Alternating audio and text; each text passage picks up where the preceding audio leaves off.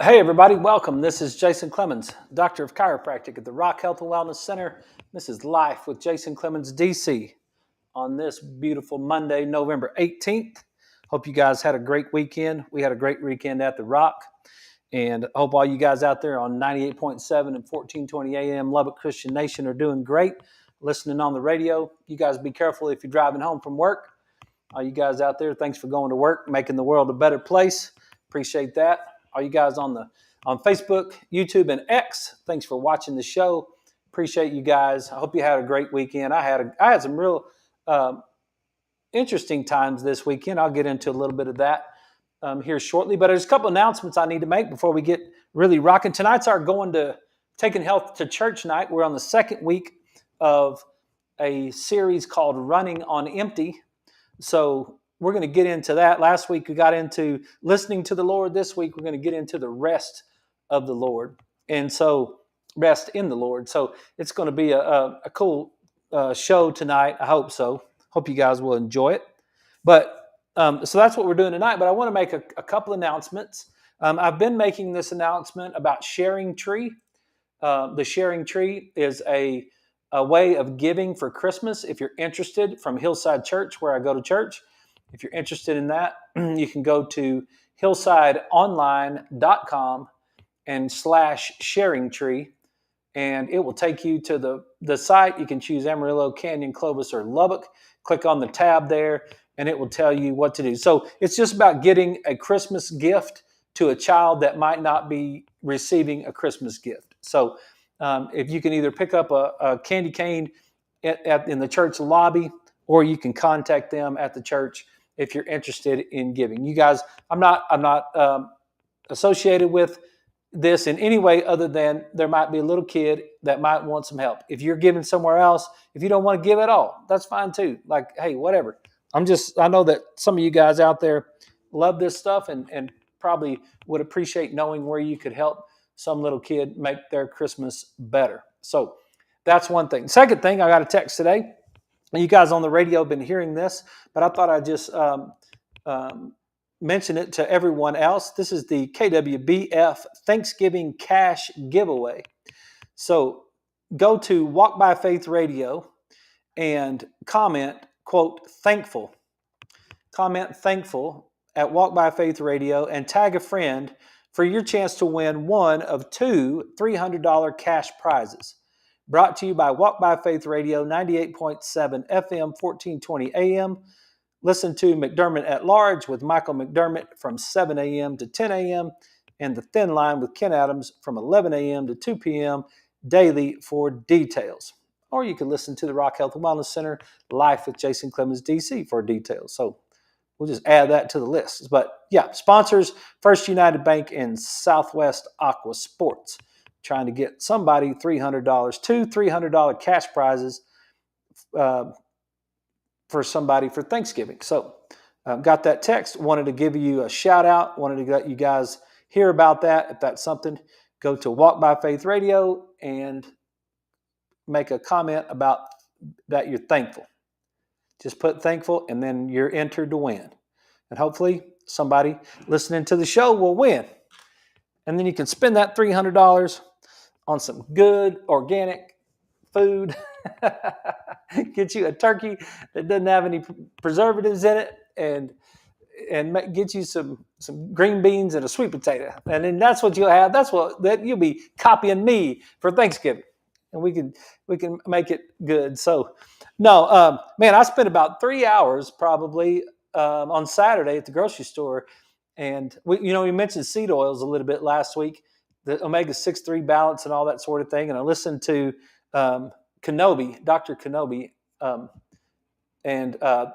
is I believe the way it's pronounced, and listened to some of those videos. And so I got convicted on really checking out and getting deep into ingredients. So I walked through the grocery store and I went through every aisle and I read almost all the ingredients that I could on as much of the food that's in the grocery store and how many hidden seed oils are in there. Seeds like soybean oil, canola oil, sunflower, safflower, those things that are in our foods. I couldn't find a loaf of bread at our local grocery store that didn't have some sort of oil in it. It was crazy. It was just one after the other after the other. Crackers, of course, all of our like dressings and mayonnaise and just this. There's so many things that just are full. Almonds, like if you buy almonds, just Blue Diamond almonds in a bag, they'll have sunflower oil on them. It's crazy. It's crazy the amount of sixes that are in our diet, right? And so maybe we can add to our knowledge base right here by listening to Dr. Kenobi that maybe there's some maybe there's a damaging effect as well of not just balancing your 6-3 ratio, but just having too many sixes. Period. And he's got a lot of research that says that that's true. We've always taken the EPA from the fish oil to balance those 6-3 ratio, but in his particular case, he's trying to show us that maybe there's just too many sixes. Period. So I just went through and looked at that, and then I'm gonna make a big push to really try to eliminate any of those hidden sixes in my diet. We try to eat pretty clean. The sugars are under control. We try to eat pretty clean with that stuff, but and I'll keep you guys updated. I went to Sprouts, and they've got a better option. I'll probably go to HEB and see what's going on with those guys too. So that was kind of what happened over the weekend. So, and then we got a new show tonight, and I just want to get started with it because I know we're going to have a lot to cover. And there's a lot of scripture. And just to get a refresher real quickly, you guys that are new to the show, on Monday nights, we do Taking Health to Church. And Taking Health to Church means that we are going to take the sermon from Hillside Church on Sunday, and we are going to apply it to life on Monday. This is Life with Jason Clemmons, DC. So we're going to take that sermon, and we're going to say, hey, what can we learn from that? So that's what we're doing tonight. We're going to decide, and it's the series is running on empty, and they really want to. They're trying to push the idea, which is it's kind of hard for me a little bit to listen to, but kind of like it's hard for you guys to listen to this show sometimes. But they're pushing the idea. Hey, do you ever just get tired? Do you ever get run down? Do you ever get running on empty? Do you ever just want to give up? Do you ever just you just think it's just the end. You never get ahead, and it's not working out for you, right? And you're just exhausted. So what the teaching has been for the last 2 weeks is how do we spiritually get recovered from being exhausted, from just being completely worn out. And this time of year is super important for us to understand what we might be going through. I've had it multiple times in the last week where people have been exhausted physically, and I asked them, are you taking your vitamin D? And the answer has been no, all the way across the board. Every time. I had it again today. I think twice today. I mentioned it, and I'm like, hey, are you taking that? Are you tired? Are you exhausted? Are you're losing one girl told me I'm losing my motivation. I said, are you taking your vitamin D? And she said, no. I said, look, it's not the time to evaluate. This is really not the time to evaluate. I don't know this. I don't know why Thanksgiving is next week. I know I learned it at some point. I can't quote it back as to exactly why Thanksgiving is now, but it might be a reminder. It might be a reminder to give thanks because, hey, you might be a little bit low on vitamin D about this time of year. So, no, I had it three times. Remember another conversation that we had today. So the teaching is, how do you spiritually get yourself back from running on empty? And 2 weeks ago, they talked about the Shema and Deuteronomy 6:4. Love the Lord with all your strength, with all your soul, and with all your heart. Love the Lord with all your heart, with all your strength, and with all your soul and all your strength. I should have just read it to you instead of butchering it like that. But Deuteronomy 6:4. That's what they're going to. So you know how things go we're on this journey of life, and it's cyclical, and you get new pieces of information, and you've read the same passage 50 times, but then all of a sudden it gets presented to you in a certain way, and you're just kind of like, man, okay. That's kind of what it happened to me last week. I really, for the first time, I've read that and said, okay, I'll do that, whatever. But last week I really, really did that. Like I tried, and I'm still trying. I've really tried as many moments in my day as I can to remember that. And boy, what a challenge it's been. I mean, it really, really has been a challenge. And let me just read it, because I've read it every time. But man, I didn't do a very good job on reading that. But I've got it here, and 6. There we go. Hear, O Israel, the Lord our God, the Lord is one. Love the Lord your God with all your heart and with all your soul and with all your strength. So that's where we started, right? To fill your tank back up. And man, what a challenge that was last week. Like, all of your heart, all of it belongs to the Lord. Like, have you ever tried that? Have you ever tried to do that? And I asked the people that are my older bunch at 8 o'clock this morning. They're all in their 70s or early 80s. And I asked them, I said, you guys do that? Have y'all mastered that yet? And they were like, yeah, but we've been working on this for a long time. And I was like, every second of every day, all of it, you've given all of it to the Lord. And one of my ladies said, yeah, all of it except for in the Chiefs game. And I was like, that's exactly right. All of it except for when I'm doing this. All of it except for when I'm doing this. All of it. And so that was super great last week. I mean, it was like, it was fun, really. I mean, it was fun for me to repeat that throughout the day. Repeat that to the next patient. Repeat that to the next moment. Repeat every time I got my brain a little bit off track. Every time I got my brain a little bit off track, I just repeated that scripture again and then did it again, right? So I'm still in the process of working through that. But this week on Running on Empty, they talked about rest. And so they went to Hebrews chapter 4, and they worked through verses 1 through 11. And so in Hebrews chapter 4, 1 through 11. So I'm going to take it because there's some really important things, I think, in this concept that we're working through. There's some really important things that go along with physical body rest. And not just sleep. It's not just physical body sleep. It's physical body rest. And I think we all know that those two things are not the same.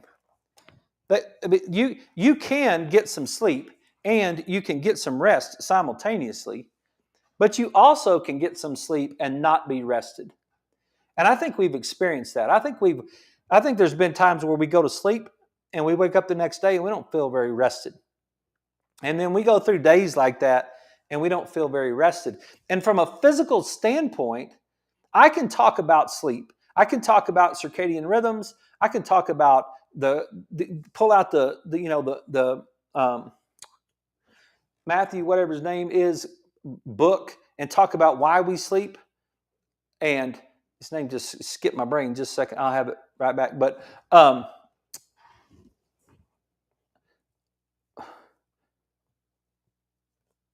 Walker. Yeah, Matthew Walker. Why we sleep, right?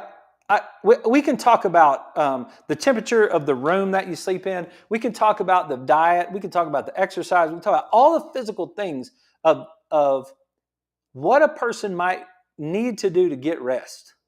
And I'm going to try to intertwine those things as we're going through this scripture. But I don't think you can separate these things out when it comes from what the teachings are and what we're trying to accomplish. And I'll just present it for you, and then you can work through it yourself. So I just want to start in Hebrews 4:1. Therefore, since the promise of entering his rest still stands, let us be careful that none of you be found to have fallen short of it. For we also have had the gospel preached to us, just as they did. But the message they heard was of no value to them, because those who heard it did not combine it with faith. Now we who have believed enter that rest, just as God has said, so I declare on earth an oath in my anger, they shall never enter my rest. And yet his works have been finished since the creation of the world. For somewhere he has spoken about the seventh day in these words, and on the seventh day God rested from all his works. And again, in the passage above, he says, they shall never enter my rest. It still remains that some will enter that rest, and those who formerly had the gospel preached to them did not go in because of their disobedience. Therefore, God again set a certain day, calling it today, when a long time later he spoke through David, and was said before, today, if you hear his voice, do not harden your hearts. For if Joshua had given them rest, God would not have spoken later about another day. There remains then a Sabbath rest for the people of God. For anyone who enters God's rest also rests from his own work, just as God did from his. Let us therefore make every effort to enter that rest, so that no one will fall by following their example of disobedience. Their example of disobedience. So I'm going to take that each piece one by one and go back through that. But there's some things that I've read in here before that came back to me, and there's some things that kind of a different way. And the big picture, I want to start with the big picture, and then I want to work through the pieces first. And I think one of the hardest things to do is discover your why. I think we're so busy, we're so undertaught, we're not really, no one really sits down with us and works us through our why. And we always work on the what's. It's really easy for me. I'm a guy, I'm a football player, I'm a coach. That was my chiropractor. It's all about lining up, right? This whole thing has been about lining up for 54 years. We got to get, everybody has a position, everybody has a job. It's like left-brained, all this whole analytical thing, right? But the right side of it, the right side of the brain, the big picture, the master part of the brain has more to say about this, right? And so I think what happens to us, and one of the things that the pastor said was, one of his quotes was, we are too busy to rest because we misuse the rest of the week, and WEEK. We misuse the rest that we get. So the big picture that I want to try to share with you in this passage is the why. And learning that you can enter rest at any day. Today you can enter rest. But one of the things I think that we do is we're so busy trying to do our own thing without really defining our why. Dr. DeMartini used to say, and he still says it. He's still alive, but he still says it. But he says it's really amazing what happens to a person when they define what they're up to. And we've all been in those moments when we know we're operating within our gift. And when we're operating within our gift, we have an endless supply of energy. Like when you're operating within your gift, time is not even a factor. Like you can just be working on something and you just don't ever get exhausted. You're not ever tired of it. You know that you know, and it's just, you just go on with it, right? It's like, this is what I'm supposed to be doing in life. But I think what happens, due to lots of reasons, I think what happens is a lot of times a person will get, because I believe I've been in this place lots of times in my life, A person will get away from their why, from their purpose, from the reason that they're supposed to be, the things that they're supposed to be doing, and they will fill their day up with a whole bunch of other stuff that's not what they're supposed to be doing at all. And then they're just exhausted by the time the week is over. I mean, how many times do you say TGIF? Right? Thank God it's Friday. Like, why do we say that? Do you know Friday is one of my worst days?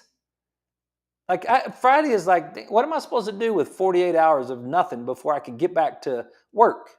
And I know that sounds stupid or smart aleck or whatever. I'm not meaning for it to. It's like, what is a hump day? Where does a hump day come from? A hump day comes from the concept that we're not working within our gift, right? And it's not restful. It's very not treacherous, but it's exhausting, really. It's exhausting when I dread going to work on Monday. I dread going to work on Monday, and then it's got to get over hump day, and I got to stop and get a six-pack on the way home from work, or I got to go get a bottle of wine in order just to unwind through the day, right? Because this sucks. This whole thing sucks. I don't like anything. Man, I hate my boss. I hate my coworkers. I hate what I'm doing. I hate all of this. That's just not restful. It's not restful at all. So we can take this idea of rest, and we can talk about the what's of rest. We could talk about the sleep patterns and the circadian rhythms and the food and the protein we should eat in the morning. And we could take all of the what's, and if you're one of those people that's living in that lack of why area, you're not gonna. It's not gonna matter. It's not gonna matter. And then what we'll end up with is what we have in our surroundings, what we have in our day. And it really, really does feed back, in my opinion. It feeds back from a health and wellness standpoint. It feeds back to yesterday. And it feeds back to, last week's sermon of love the Lord with all your heart, with all your strength. Like, I told you guys I was working out last week, and I started to get tired. And in the middle of my workout, I said, love the Lord with all your strength. And then all of a sudden, in my brain, I started to realize how much more strength I had. And I was like, dude, wait a minute. You have decided that this workout, you're going to do this workout as if you're doing this workout for the Lord. Right? That's what I'm going to do. I'm going to do this workout because everything that I do, I'm going to do for the Lord because I'm giving all of me to the Lord. How can I do anything? And that's a cool thing that what the pastor talked about in Hebrew is that it's action. Like, love the Lord with all your heart implies action. It doesn't imply Easter Bunny and Santa Claus. It's not just a made up thought process of loving the Lord. It's actually action, right? So how can I love the Lord? Well, I'm fixing to work out. Well, how am I going to work out? I'm going to work out great. That's how I'm going to work out. I'm going to work out great today. I'm going to go home after this and I'm going to eat supper, and I'm going to eat supper great. I'm going to love Leslie and Caitlin and Jacob, and I'm going to do that great. I'm going to do that with all my heart, because that's the action step that goes along with what I'm supposed to be doing for the Lord. And it's like, what will it do to me? It will make me focus. So I was in the middle of that workout, and I said, love the Lord with all your strength. And then I realized how much more strength I had and how much I wasn't using. And then I chewed myself out for not using my strength. And it was like, whoa, dude, you have way more. I talk about this show on this show all the time. The concept, it's a concept that's not really known to mankind. What we're trying to accomplish as wellness people is not been the focus of humanity for the existence of humanity.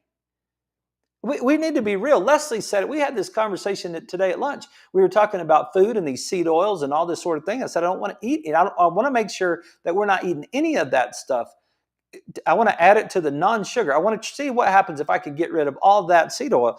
And she was like, we were having this discussion, and I said, Les, you got to understand that this is new to humanity. Wellness is new to humanity. Wellness is not this is not the norm for the history of humanity. And one of my ladies said this morning, she's like, because I was so disappointed in that picture of President Trump and RFK and them eating McDonald's. And I'll show that to you tomorrow night. But and I was like, what a bunch of crap that is. It's like, and they said in the caption, President Trump Jr., whatever his name, Donald Trump Jr. he said in the caption, we'll get healthy tomorrow. It's hogwash. That's the world we live in. And one of my ladies said, it's really hard to get people to be where you're at. And I said, I get it. I was thinking in my head, I get that. It's hard to be where we're at because what we're trying to do is not the norm. Nobody cared about wellness for the first centuries after century after century of humanity. The first multiple centuries of humanity, when this book was written, people were not thinking about wellness. They were thinking about surviving the next day. They were not eating. The paleo diet was not wellness. Man, we've run out of time for this first segment. Sorry, that snuck up on me right there. We'll be right back. You guys hang out with us. We'll be right back on the other side to see if we can make some sense of all this.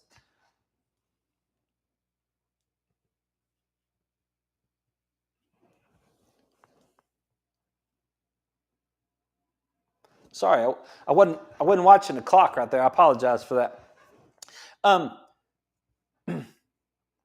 Trying to be well is not what human beings have been trying to do for a long period of time. This is a new concept, right? What we're trying to do is a new concept because it won't take very long. The refrigerator wasn't even made until the 20s or 30s or something, right? Like if you go back, people did not eat.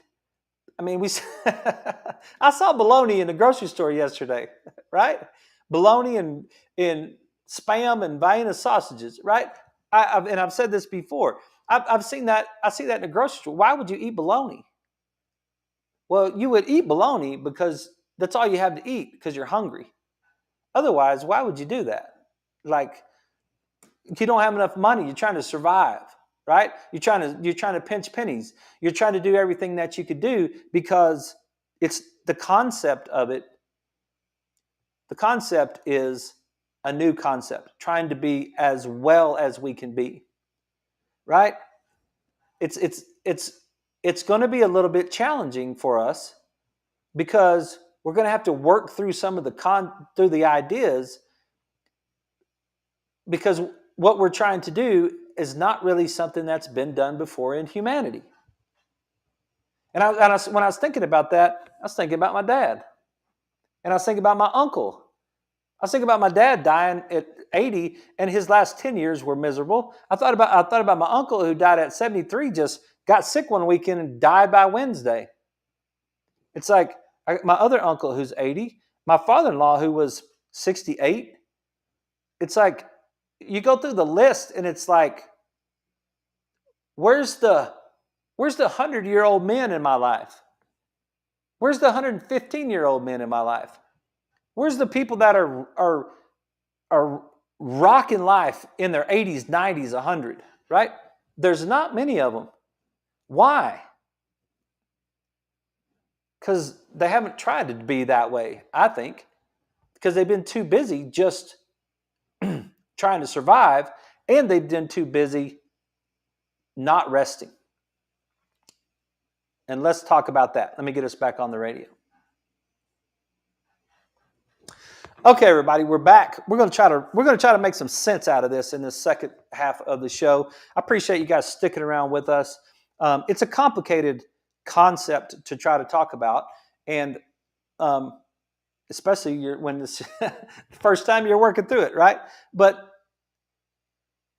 the point I was trying to make before the break was this. We're trying to be well, and that's difficult. And there's some instructions in this book that will help us be well. But we have to lay our works down and find our why. Our why was given to us. We didn't choose it. Your purpose was given to you. You didn't choose it. And I experienced this really in different parts of my life until I finally figured out exactly what I'm supposed to be doing. And when I do exactly what I'm supposed to be doing, it's restful. And when I do things that's not exactly what I'm supposed to be doing, it's not restful. And so entering his rest, there was a really good way of saying it. God created the heavens and the earth and all the things that went along with it in the first 6 days, and then he rested.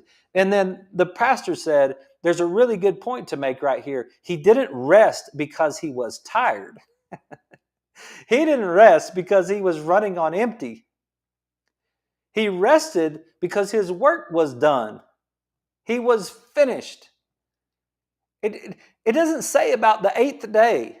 I don't know. Maybe it does somewhere in here. I've never read it. I've never read anything about the 13th day or the 24th day. And on the 24th day, God did this. And on the 864th day, God did this. And on the 13,759th day, God did this, right? I've never read any of those parts of the book. I think what he's trying to tell us is this. And I've read about this, and I've read about the Sabbath, and I've read about the law that was given to Moses, and I've read about this Old Testament stuff. And then I've read about when Jesus came along, and that's part of. I'm not trying to separate and make one of them more important than the other one, but I think that Jesus was trying to say, and Hebrews is trying to say that, and Jesus is trying to say that. Look, when you decide that your work is done and you start doing my work, you will enter my rest. Today, if you hear his voice, do not harden your heart. If you are giving yourself all of your strength, all of your soul, all of your heart to the Lord, you don't have any more work to do. Does that make any sense? Like, it's not your work anymore.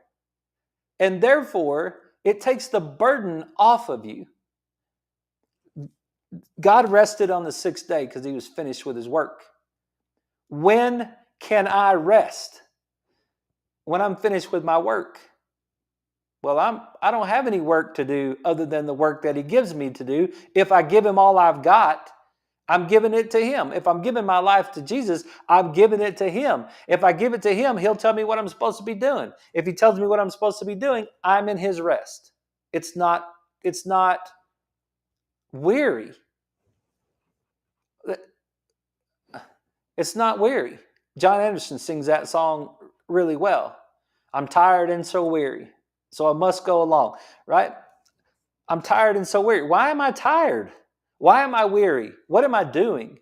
What is it that I'm doing that's making me tired and weary?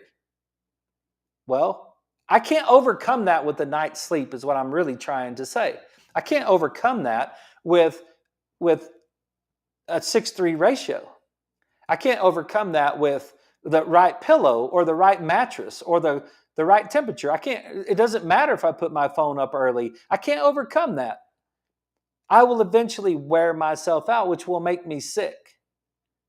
But once I really start to understand, it's not my work I'm doing. I think what this scripture says to us, it still remains that some will enter that rest, and those who formerly had the gospel preached to them did not go in. They didn't go in because they didn't understand it. Jesus is the one that gave us the rest. Jesus is the one that came and made it possible for us to do this, right? For if Joshua had given them rest, God would not have spoken later about another day. There remains then a Sabbath rest for the people of God. For anyone who enters God's rest will also rest from his own work, just as God did from his. Not that God was empty and running on empty. God entered his rest because he was finished with his work. When you get called and you give your life to Jesus, you're finished with your work. Now you're doing his work. And there's an endless supply of energy that goes along with that. You can rest right now. You can rest today. He called it today. Today, if you hear his voice, enter his rest. Are you tired? What are you doing? If I'm tired and I'm exhausted, what am I doing? Where did that come from? Now we can move into health and wellness. Right? Now we can start to move our way. We can start to move our way into health and wellness. So I just think that's the key component to the whole thing. I think the giving your life to Jesus creates a level of rest. And I'm talking to believers tonight, right? This is the Take Health to Church night. So if you guys are not believers, I hope you're a believer. And all you got to do is say, I believe in Jesus, and to give your heart to Jesus, and you are a believer.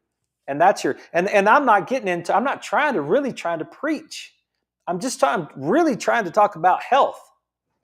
I know it doesn't sound like that, but I really am just trying to talk about health, because this teaching is not about salvation, even though that's how you get salvation in my world. But I'm not talking about salvation, okay? I'm talking about the quality of your life. The quality of your life. And that's what I was trying to say about humanity hasn't been interested in quality of life because they've been trying to survive. The things that keep us from reaching, like from giving all of our hearts, the things that do that is significance, security, and scarcity. We think, and there was some scriptures that the pastor used, and he used these 3 points: significance, security, and scarcity. And when he talked about significance, the first one he used was Genesis 11:4. And he said, then they said, come, let us build ourselves a city with a tower that reaches to the heavens, so that we may make a name for ourselves. Otherwise, we will be scattered over the face of the whole earth.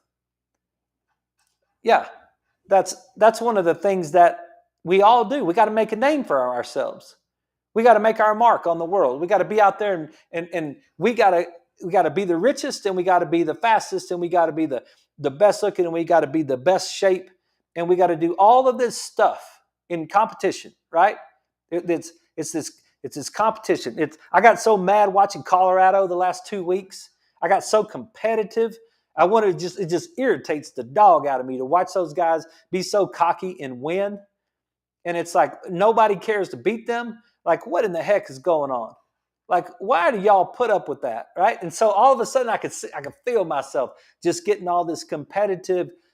I want that significance that I'm looking for, and just pulling me in the wrong direction, right? That's not my thing. I had to stop myself.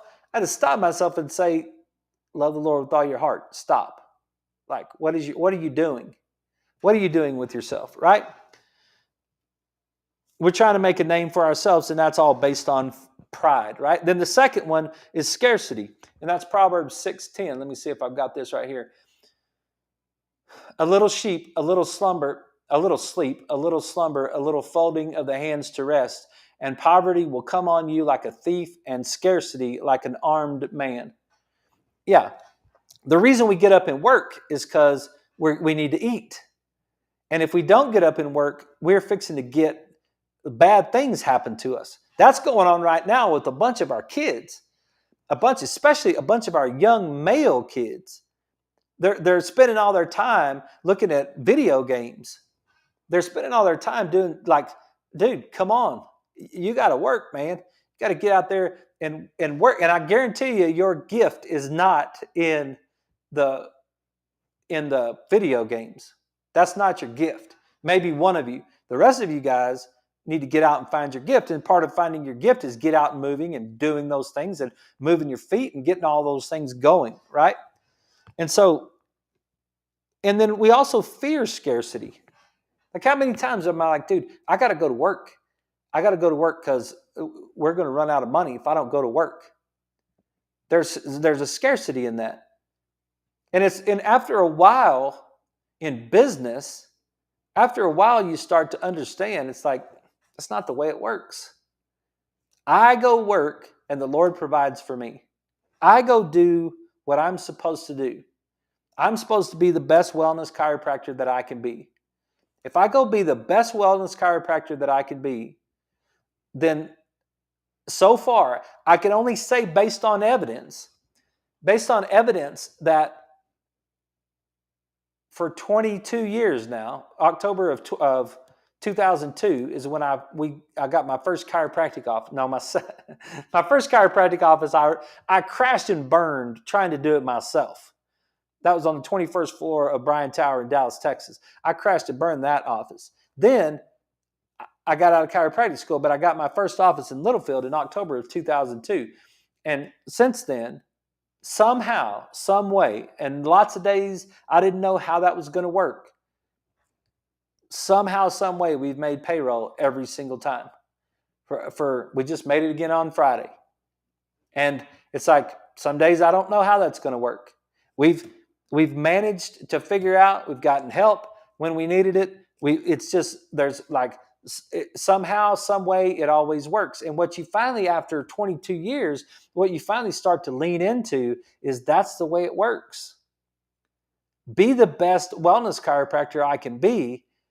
And for some reason, it just works out. And I don't know all the answers to that, but I believe that's how it works, right?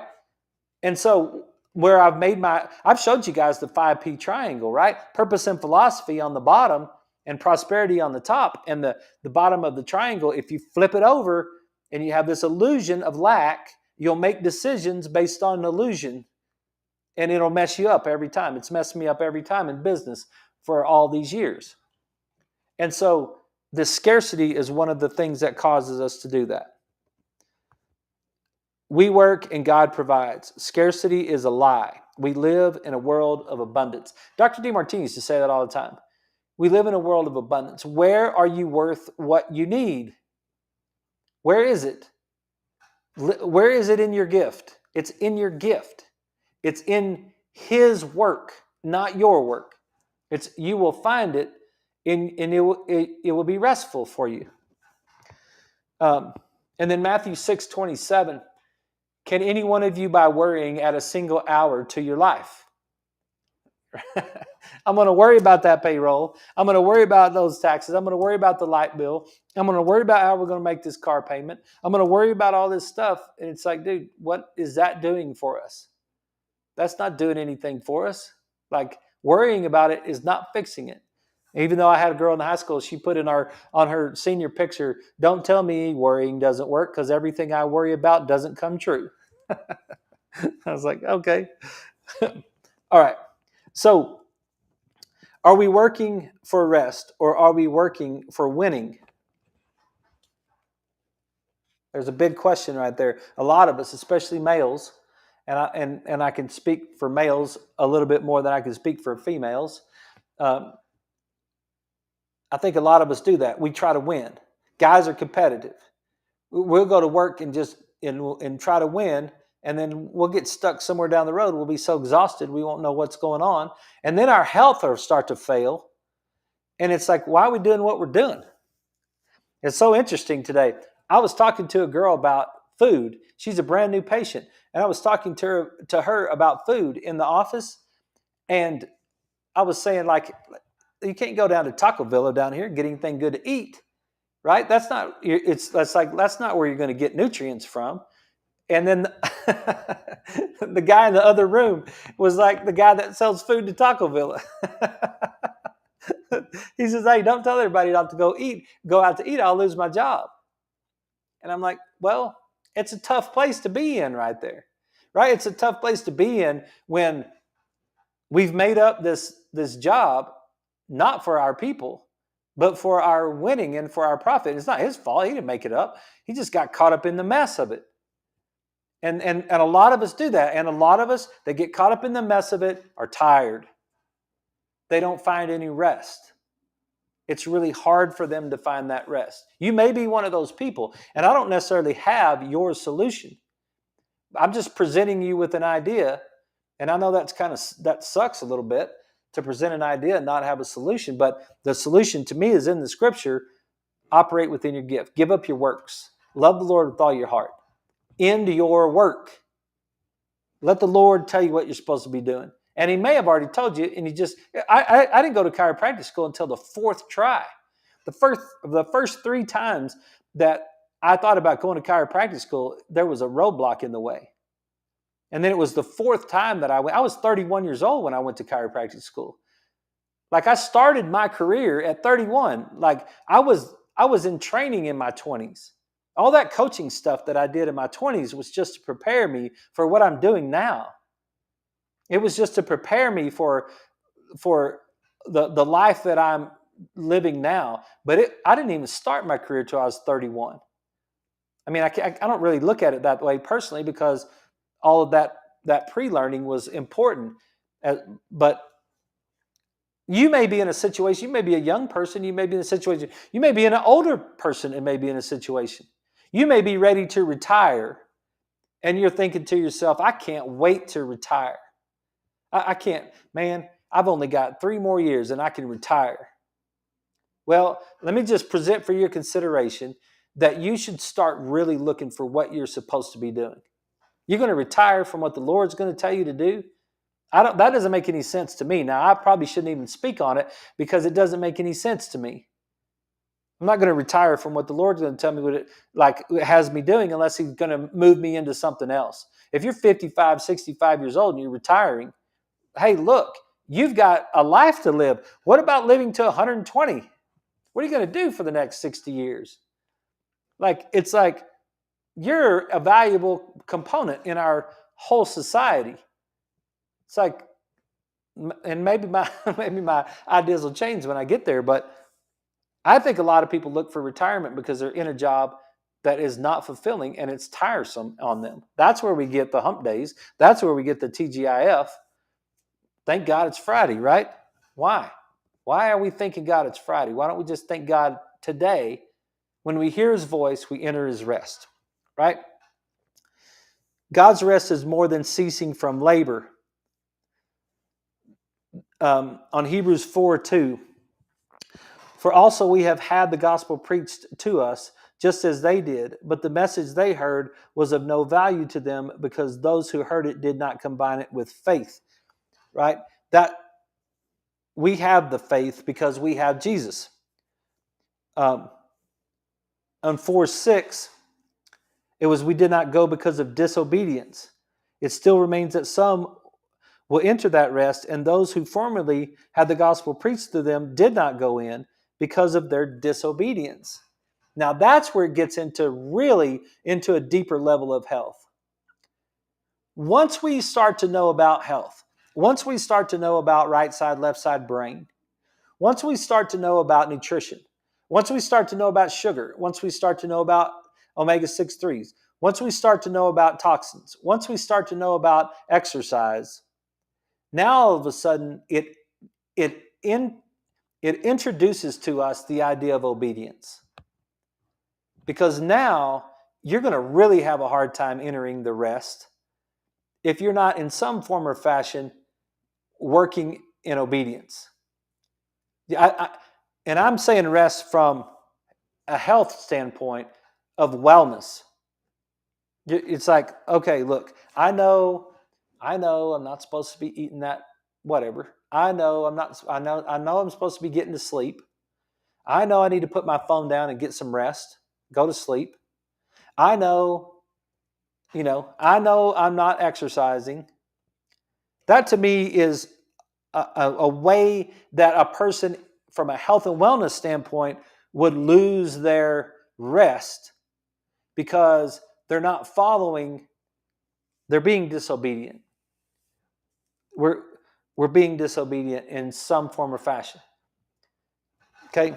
Now, but we may not know exactly what that that is. That can be challenging at the same time. Like this taking omega-6s and breaking them down into seed oils and now searching for all the things that might have seed oils in them. And then like you can't, like the salad dressing, for example. You eat the protein plate, at Blue Sky, and you have the beef patties with the bacon on top and the sweet potato fries and a salad.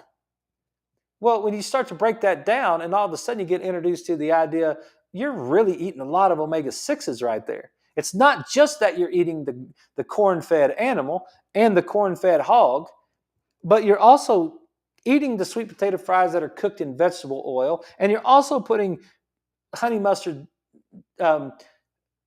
dressing on your salad. And then when you look at that together, it's like, whoa, that's not good. Did I realize the amount of sixes that I was eating with that meal? Not really. Now that I've realized it, what am I going to do about it? Now it changes the bites. If I order that plate again, it changes for me because I now have knowledge about the plate. I'm now disobedient to what I know is the right thing to do. Right? That's what I'm trying to say. What I'm trying to say is that once you know it and you start to learn it, then now, and why wouldn't you want to know it? Right? If that's really a thing and that's really something that's causing us to be sick, why wouldn't we want to know it? And it's like, because it's so normal. You're going to be weird, right? You're going to be weird if you start into that type of lifestyle. And all those people that are in that lifestyle are weird. You look at them and think, you don't, like a lot of people look at me and I haven't said I had a piece of bread.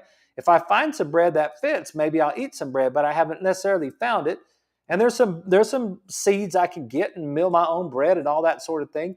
But to me, all of it comes back to dopamine. I don't need the bread. Do I need the bread? Not the bread of life, not that kind of bread. I'm talking about a loaf of bread. Do I need the bread for some reason? Am I missing out on it? No, I'm not missing out on it. Am I nutritionally missing out on it? Don't think so. Don't think there's anything in it that I might be missing out on. So I don't have any desire for the bread, right? But how many people come to me and they say, I can't give up my bread. There's no way I could do it. Well, what I know is they're talking to me about dopamine. I can't give up my Cokes. If you can't give up your Cokes, you're talking about dopamine. I was in a grocery store on Saturday, and this lady was on the phone, and she was talking to, it seemed like her mom, and she was saying, well, I'm going to get you some Dr. Pepper Zero. And she's like, I'll get you the Dr. Pepper Zero instead of the Diet Dr. Pepper because it doesn't have the bad stuff in it. And I'm just standing there. I've been in the grocery store for 2 hours, and I've just got my hands in my pockets, and I'm just walking up and down the aisles, and I'm just looking at this stuff. And I listened to that conversation, and then when that lady left the aisle, I looked at it. And there's almost zero difference between Dr. Pepper Zero and Diet Dr. Pepper. Like, it's got aspartame. Both of them have aspartame. You start reading the ingredients, and they're almost identical. There's one little crystalline something that's in Coke Zero or Dr. Pepper Zero than there is in Diet Dr. Pepper. But that whole thing is a marketing thing. That's basically a marketing thing, the difference between Diet Dr. Pepper and Dr. Pepper Zero. If you're choosing those one over the other, you're not choosing anything different. You're still getting the aspartame from it. And so what would we want to do to try to, what I'm saying is that there's so many things out there that we don't even realize is taking away from our rest. But we do need to start with the idea from the very beginning. We need to start from the very beginning and say, look, this is my why. I will try.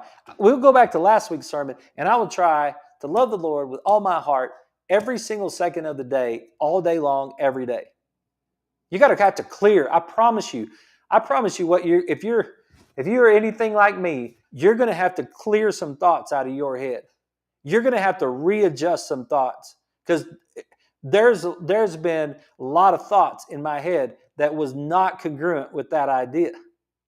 So I've had to clear some of those thoughts and say, nope, can't look at it that way. You got to change the way you look at it. And you got to be honest with yourself and see if that's what you're really doing. And when you do that, you will start to listen to his voice and enter his rest. And if we, one of the things the pastor said, if we as adults, if we do not start to understand this and we do not teach our children these things, our children are going to grow up. We're going to raise a generation that will be running on empty. If we're running on empty as adults and we don't fix this problem and we don't teach our kids how to fix this problem, they will be running on empty. And I thought that was profound. I thought that was like, that's enough to make you try to want to be better, right? Today, listen to his voice. Go back and read Hebrews 4. See if that makes any sense to you. I hope some of it did. I know there's some of this is hard to handle on I'm not the preacher. I'm just trying to share the information with you. I hope you can take it and make yourself healthier. That's my goal. You guys have a great night. We'll be back tomorrow night at 6. We got a bunch to talk about this week, so I hope you guys will stick